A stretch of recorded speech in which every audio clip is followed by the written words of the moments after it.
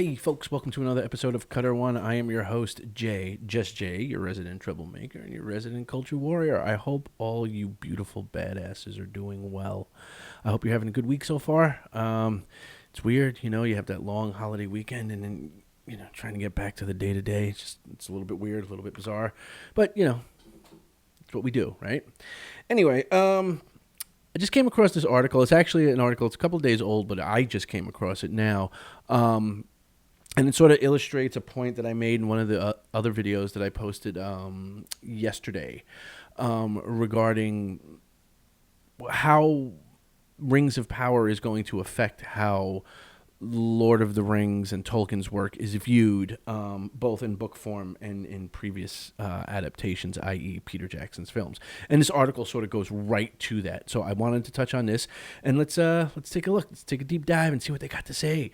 All right, so here's the article, and this is coming to us from Game Rant. All right, and it says, Rings of Power, female characters succeed where Lord of the Rings fail. Oh, right out of the gate. Okay, Lord of the Rings has failed. The women of Rings of Power embody the difference between powerful moments and powerful characters. Aha, there you go. All right, let's see what they have to say. It says, one of the biggest and most common criticisms of Tolkien's stories and the Peter Jackson movie adaptations of The Lord of the Rings is the lack of strong and heroic female characters. There are only 3 notable women in the original trilogy, Arwen, Éowyn, and Galadriel. Each of them has moments of grandeur and triumph, but these are not balanced with their moments of weakness and subservience. However, the recent Rings of Power series decided to challenge this portrayal of its characters. It created female leads that succeed in all the ways those who came before them fail. The women in Rings of Power, namely Galadriel, Miriel, and Bronwyn, are champions of their fields, pioneers against the world of voices who try to drown them out or tell them their place. They finally represent some of the diversity that has been so long lacking in this well-loved franchise. Okay, at least they're getting right to the point, okay? There's not enough diversity and not enough strong women. All right. The books in themselves are definitely male-dominated, okay, as if that's inherently bad. This was partly due to being published in the 1950s. Okay, but also because Tolkien drew on his own experiences of male camaraderie during the First World War. Okay, so you have a guy who writes a book from a largely male-dominated experience? Okay. Even so, the depiction of women is arguably worse in the movies than in the published writing. There were lots of opportunities for Peter Jackson to add a little extra will and gumption to the characters, but even when these scenes were filmed, they weren't deemed valuable enough to make it to the final edition. Both Éowyn and Arwen had epic battle scenes cut from the movies. Even Galadriel hardly featured at all across the trilogy, despite being such a prominent figure across the first and second ages of the world, and the subsequent depiction in Rings of Power. Okay, let's stop right there.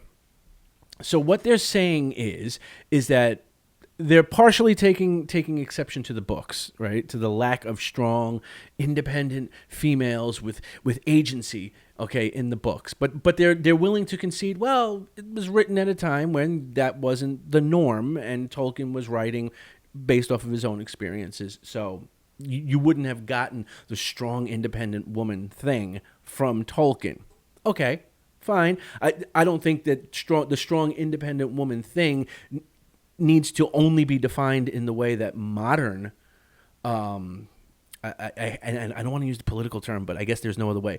The way modern feminists would see it, strong, independent woman can come in a lot of different flavors. Okay, And again, I don't want to go down the political rabbit hole here, but I will say, I know lots of strong, independent women in my life. Some are stay-at-home mothers, okay? Some go out and work and have a career. And they're all independent, strong women with agency, and they do it in their own flavor, okay?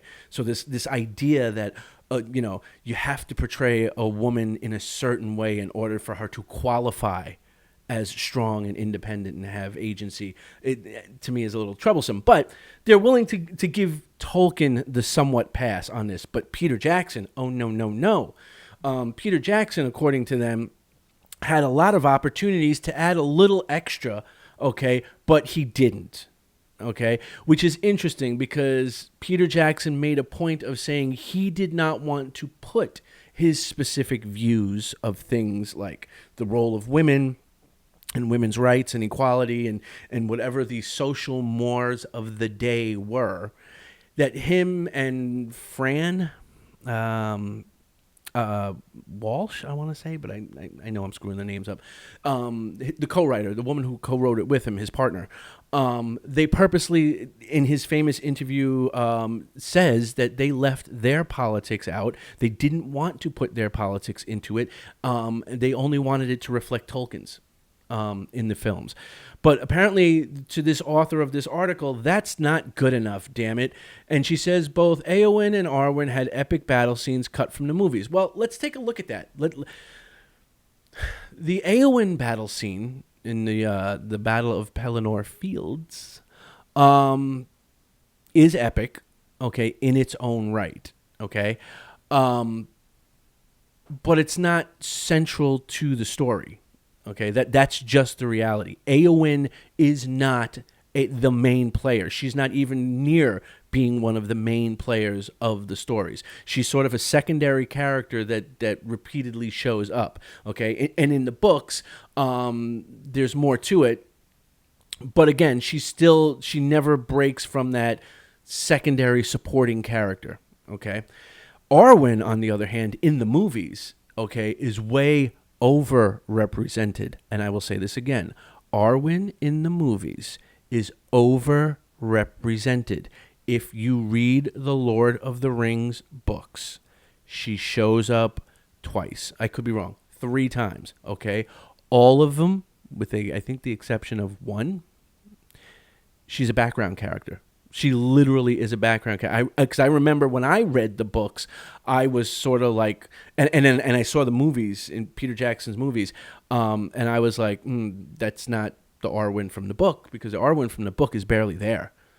She's mentioned a lot, but I think her most prominent scene that sticks in my memory is her bringing out a tray of wine for Elrond while he's talking, I think, with Gandalf and Aragorn. But I could be wrong. But she's bringing out wine. Like, that's her whole purpose, you know. And that's one of only 3 times she shows up in The Lord of the Rings. So Peter Jackson actually went out of his way and gave her a lot of extra screen time and made her more involved in the story. That whole thing where she saves Frodo from Weathertop, okay, and brings him to Rivendell. That should have been Glorfindel. In the books, that's Glorfindel. It's not Arwen that does that. That's Glorfindel that does that. So they took Glorfindel out of the movie to put Arwen in. But according to the author of this article, that's not fucking good enough. Okay? And even Galadriel hardly featured at all across the trilogy. Galadriel does hardly feature in The Lord of the Rings. She is not the big player that she is in the Second Age. Okay, in the Second Age, she's much more involved, or at least involved in the big sort of tentpole sort of moments. She's much more involved in that regards.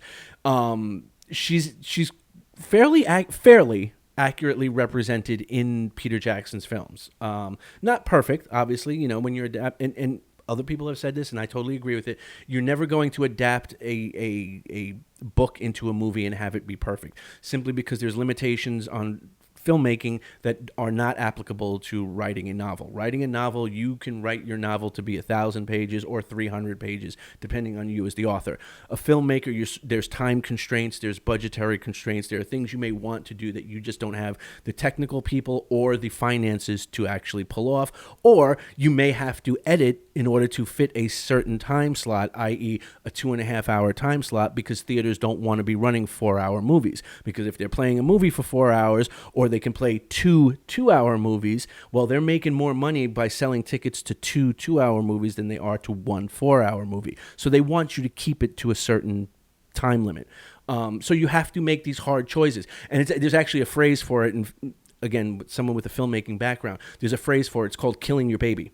And I know that sounds harsh, but what it means is that sometimes when you're editing your film, you may have this scene that is your baby. It is you love the way the scene plays out. It's written, the dialogue, the camera angles, the cinematography, the lighting, everything just fell into place in that one perfect moment. And if that scene causes you to go 10 minutes over your time limit for the film, you might have to cut it. And that's called killing your baby in the film industry. But again, back to this article, the author of this article does, apparently they know better how to make a Peter Jackson film than Peter Jackson knows how to make a Peter Jackson film. But I digress. Let's continue. Conversely, Galadriel, Miriel, and Bronwyn are all given plenty of screen time in the Amazon series. Their prominence is reflective of their amazing contributions to protecting the fate of Middle-earth, or helping to further its turmoil, as may be the case for Galadriel. Oopsie. There are definitely some rare moments, I'm assuming, in the original trilogy that the female characters shine, but they are just that, rare. They are fleeting and quickly forgotten among the more problematic portrayals. For example, the Shield Maiden of Rohan's I Am No Man scene as she cuts the head from the Fell Beast and destroys the Witch King, one of the worst villains of their time, is probably one of the most memorable occasions in cinematic history. However, it's also surrounded by Éowyn's most undermining moments, which only seems to reduce her. The films paint her as fair and beautiful, but entirely naive, which is exactly how Tolkien portrayed her in the books. Equally, Arwen's race through the forest with the collection of 9 black riders on her heels is a visually gripping display of defiance against evil, and a will strong enough to protect the wounded Frodo from the grips of the unseen world. When she reaches the ford of Bruinen, with her steely, if you want him, come and claim him triumph, she summons a wrathful flood of horses to wash the enemy away. It's easy to see her elven power and grace as a heroine, but then she spends the rest of the trilogy wilting away as she waits for Aragorn, the true hero of the tale, to fix all of her people's problems. Arwen's fate was never strongly tied to the One Ring in the books, and yet in the movie versions, she begins to fade from the world as the power of Sauron grows. This only serves to make her appear as a withering damsel in distress. If you got that from the movies, you weren't paying attention. Okay, the movies don't portray Arwen's fate as being tied to the One Ring at all. Okay, what they portray is Arwen is giving up her mortality, or her immortality, I should say, to be with Aragorn. Okay, that's the key there. Okay, is for her to be with Aragorn, she gives up her immortality. She gets counted among men, not among the elves anymore. And it's a recurring theme whenever you have humans and elves get together, which is going to be another video that I do, how the Rings of Power screwed the pooch on that one. But again, they're completely glossing over the fact that she gets more screen time than her actual story in the books, justify. Okay, they literally yanked characters out, Glorfindel, to put her in, to give her stuff to do. Not good enough for this author. Okay, not good enough. And Éowyn, the same thing. Éowyn, they build up, especially if you watch the extended editions, you'll see Éowyn is more prominent in the extended versions of the films, the 4-hour versions of the films. Okay, on the other hand, the Rings of Power female characters are at the center of the story rather than passive bystanders. And there it is, right there. That's what this is all about. You want females at the center. The problem with that is, now normally if you want to create a story that has a female at the center, I don't know, the Aliens trilogy, Hunger Games, and whatever, these are stories that are written with the female at the center, that's fine. Nobody's going to complain about that. I think I love the Aliens movies. I even like the Hunger Games movies. Okay, strong female character as the leading character. That's great. But that's not what Tolkien wrote. Tolkien didn't write his stories with strong, independent female characters at the center of the story. He wrote them as bystanders. because in his world, in his worldview, okay, in his environment, the environment that he was raised and he grew up in, and the world around him, that's the majority of women were just that. They were supporting characters. Okay, and I'm not saying that that's right or wrong. This isn't to make commentary on the status of women in the world throughout time and stuff like that. That's a political discussion. I'm not talking about that. I'm talking about specifically Tolkien's writings and the film adaptations and this abomination of a show. Okay, Tolkien didn't write strong female characters at the center of his story. I'm sorry, get over it. Okay, the arrogance that you have to think that Tolkien's writing, the man who's considered the father of the modern fantasy genre, okay? The fact that you think that his stuff is problematic because it doesn't have somebody with a vagina at the center of the story is pretty damn narcissistic, if you ask me. The narrative revolves around Galadriel and her strength to stand up and fight for what she believes in. No, she's driven by vengeance and hatred. Despite so many being against her, it's not people are against her. People see that she's being driven by vengeance and hatred. Okay, they see that she's becoming, pardon my French, and this may offend some people, a murderous bitch. Okay, that's what she's becoming. Okay, you can hate me for saying that, but that's what she becomes. Anybody who's watched The Rings of Power knows that's ultimately what it is. She is driven by nothing but hatred and vengeance, okay? And she is willing to kill her own people, to let her own people die, okay? In the very beginning of this show, she is willing to let her fellow elves die in the Halcaraxe, or wherever they're supposed to be, because of her hatred and vengeance, okay? So she's willing to burn entire villages down if that's what it takes, okay? So it's not that people are against her, it's that people see that she's being an insufferable bitch. She is fierce enough to jump ship and defy the ulterior motives of Gil-galad in sending the elves back to the Undying Lands. Yes, let's give him ulterior motives, because he's a male elf and apparently they're assholes. She is brave enough to convince the entire island of Numenor, who have a resistance verging on hatred towards elves, to go and protect the Southlanders from orc onslaught, knowing that they can't defend themselves without aid. She is valuable enough that even Sauron himself wants Galadriel to join him and rule Middle-earth. I ain't even going to comment on that bullshit. Let's just move on from that. Okay, I'm sorry. Sometimes, you just got to leave stupid alone. Then there are characters like Miriel. She is a determined and admirable leader, the queen of her people, despite undercurrents of sabotage from those she holds in her highest council. She does what is right, but also what is best for her people. She is a warrior on the battlefield as much as she is a political ruler in the throne room. The way in which the series addresses her blindness only serves to enhance her ambition and her will. She puts on a blindfold and says, "Shh, nobody say anything." Okay. Despite some of the terrible deaths that were faced when the orcs destroyed the Southlands, she vowed to return and look after the people she had promised to protect. One of those people is Bronwyn, who became the champion of her people by guiding them towards the light when all they could see was darkness. Bronwyn is a Southlander of humble origins, and yet she quickly rises up to do what is needed when no one else will. She is a perfect representation of how love can conquer all, both through her love for her son Theo and also through her trust and acceptance of Arondir, despite the elves' oppression of her people. Okay, because that makes a strong, independent woman, right?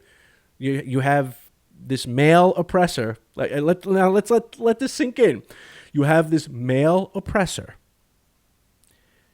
and Bronwyn is showing her strength and trust and acceptance by falling in love with her male oppressor. Am I the only one picking up the irony in this? Like, for reals? Okay. Blah blah blah blah blah blah blah. Okay, Bronwyn has all the traits it takes to make a Tolkien hero, and she, like the other women in Rings of Power, is a key instigator in the narrative, rather than a passive bystander like the women in the Lord of the Rings. So, all right, thank God that was short. So, yeah, all right, let's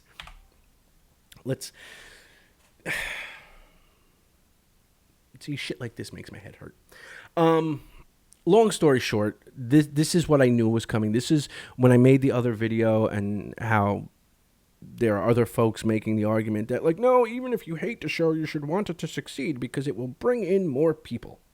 It will bring more people to the Tolkien fandom. No, this is what it'll do to the Tolkien fandom. This is what it'll do, because it's going to bring in all the people you don't want in your fandom, because it's going to bring in all the people that feel that the fandom is problematic the way it is. The stories, Tolkien, is problematic the way it's written. Okay, Peter Jackson's adaptations, problematic the way they were filmed and the representation. Okay, now I'm a little bit older. I was around. I was a full grown ass adult when Peter Jackson's movies came out. There wasn't nobody complaining about the female representation. As a matter of fact, there were people making the actual argument that it shouldn't have been Arwen that saved Frodo from Weathertop. It should have been Glorfindel. And technically, if they were adhering to the book, that is correct. However, I've watched the behind-the-scenes stuff. Peter Jackson does make a point of saying we were aware of that, and we did that specifically to give her more to do.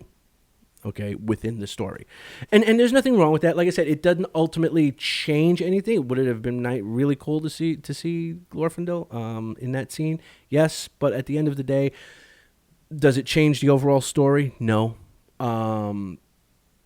But this is the type of thing that I was talking about, is that what you will have happen is you won't have people that will watch Rings of Power and then go out and buy the books or buy the Peter Jackson trilogy and then appreciate it for what it is. What you will have is you will have people that their point of reference is Rings of Power, and their point of reference that will bring them into it being Rings of Power, being laden with modern ideology, okay, regardless of whether it's race, diversity, inclusion, female representation, whatever, modern ideologies. Their gateway into Tolkien is going to be Rings of Power and all its modern ideological baggage. And then they're going to have their interest sparked in Rings of Power, in Tolkien's books and in Peter Jackson's films, and realize that they're completely different. And in a lot of ways, they are diametrically opposed. Okay? Again, Tolkien's writing is strictly from a white cis male perspective. Okay? It's just the way it is. That's what he was. And there's nothing wrong with that. Okay? I know a person right now who has their own line of comic books, and they are African American, and their comic books are written from that perspective, and they're fucking awesome. You know what I mean? You write what you know, okay? If I wrote a book right now, it would be from a white, straight male perspective, because that's what I am, okay? My wife could write a book. Mrs. J, Just J, could write a book, and you know what? That would be from a woman's perspective, okay? Because that's what she's staying in her lane. She's writing what she knows. I would be staying in my lane and writing what I know. Tolkien stayed in his lane. He wrote what he knew.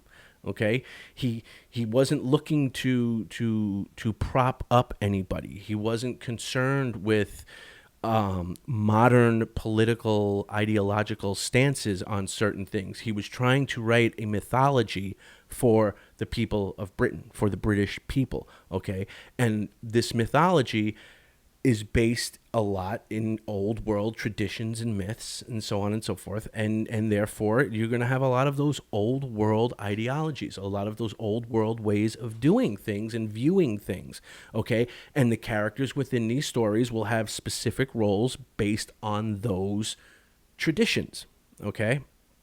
It's the same reason why George R.R. Martin caught a lot of flack with House of the Dragon being so patriarchal. It's such a, Westeros is such a patriarchal society, and he came right out and said, because it's based largely on medieval Europe, and medieval Europe was a largely patriarchal society. Okay. But what's going to happen is you're going to see this more and more. You're going to see articles like this that come out that bemoan the fact that the Peter Jackson adaptations and Tolkien's work itself are not as ideologically acceptable as Rings of Power. Okay. And in there lies the problem. Okay, and that's why I'm always calling out when I find articles like this. It's not because I just have nothing else to bitch about. I could follow all the other trends. There's, all the other YouTube channels that I'm subscribed to are all talking about other things. For a while it was Wakanda and all this stuff.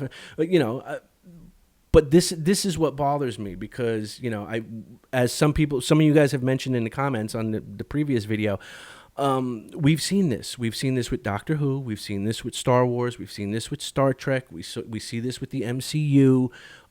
We see this with all the big major IP franchises and stuff like that, where it's, you took this they take this fandom, okay, and they divide it and they split it and they pit it against itself in order to pump out this new modernized version of whatever the IP or franchise happens to be. And, and they say that if you disagree with this, that the problem is you. No, the problem's not me. Okay. I am one of millions of other people since the Lord of the Rings was first published, since The Hobbit was first published, since all of Tolkien's other works, the Silmarillion, Unfinished Tales, the histories, and all that stuff has been published. I am one of millions of people that love his work the way it is. I don't want to see modern politics destroy that, okay? And the Tolkien fandom is one of the best. It is one of the most educated, most well-read, okay? Because you have to be, because some of Tolkien's works really, they're hard reads, okay? Like the Silmarillion, my advice to people, go into it like you're reading the Bible, okay? That will help you make a lot more sense of it. But, it's a good fandom. And I hate the fact that you're now seeing it start to fray at the edges because of shows like this. And this is precisely what I was talking about in the other video. You're going to see more of this, guys. Mark my words. You mark the calendar when you watch this video. You're going to see more of it. You're going to see a two-pronged attack. You're going to see it, especially as we get closer to the release of Season 2 of The Rings of Power. You're going to see this two-pronged attack intensify. They will tear down both Peter Jackson's adaptations. You will see more and more articles criticizing that film or those films because they need to, because that's the point of reference that people are using. People are using Peter Jackson's adaptations to offset to highlight what's wrong with the Rings of Power adaptation. So they're going to go after the Peter Jackson films. You're already seeing that. You're seeing it with this article. Another story that just dropped, like, I think yesterday, and I didn't even do a video about it, was, they have Billy Boyd out there saying what he loves about the Rings of Power. It's like, dude, you're an actor. Like, you were great as Pippin in the movies. Don't get me wrong. I loved you as Pippin in the movies, but you're just an actor. I don't honestly give a shit what your opinion of the Rings of Power is. So that's not like a selling point for me.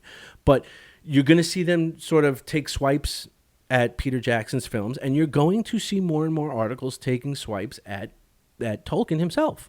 Okay, that's nothing new. That's been around for a while, ever since we've sort of entered the past 10 years where things have become more ideologically motivated, let's say. You're going to see more and more swipes at Tolkien or misrepresentations of Tolkien. But either way, Tolkien is going to be taken down a peg. That's going to be one prong. The other prong is to take down Peter Jackson's adaptations. Remember, Oscar-winning, 11-time Oscar-winning adaptation. They're going to rip that down as problematic too, like this article did.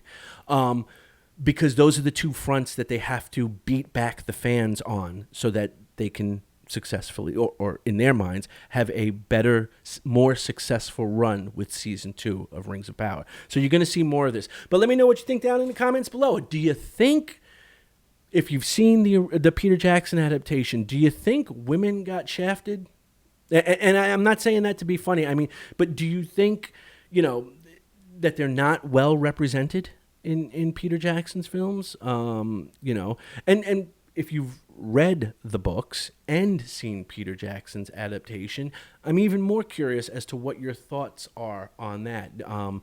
And, you know, with the changes that were made to give women more involvement in the story as opposed to the books and Peter Jackson's films. Do you think women got the short end of the stick there and haven't been properly represented until Rings of Power came along with, you know, evil, hateful, you know, warrior princess Galadriel? Let me know what you think in the comments down below. I just wanted to point it out. Like I said, you know, the more they keep pumping out this nonsense, the more I'll call out their bullshit for what it is. And I hope you guys will stick with me. Remember, if you like the video, like the video. If you want to share it, please feel free to do so. If you haven't already, I hope that I will earn your subscription because it really will help with the channel. We're getting really close to 500, and that's going to be like a, you know, woo-hoo moment. Don't know what I'm going to do yet, but I'll try to do something.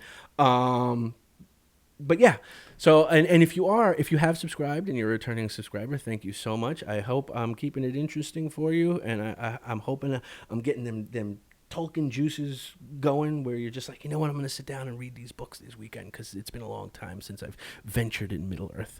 So anyway, I hope you all have a good one. Until the next one, peace, be good, be awesome, be great. I will talk to you guys on the next one.